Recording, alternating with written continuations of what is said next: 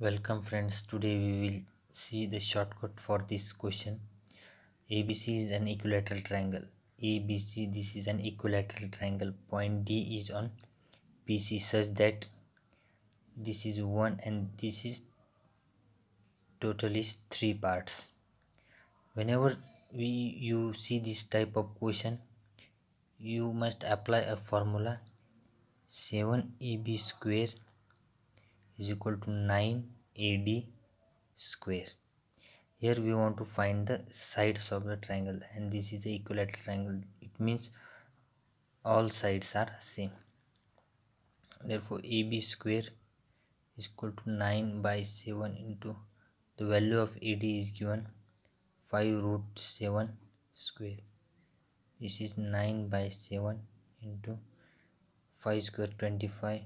7 root 7 square is 7. 7 7 cut. Therefore AB is equal to root 9 by 25. This is 3 into 5 is 15. Therefore the sides of these triangles are 15 15 15.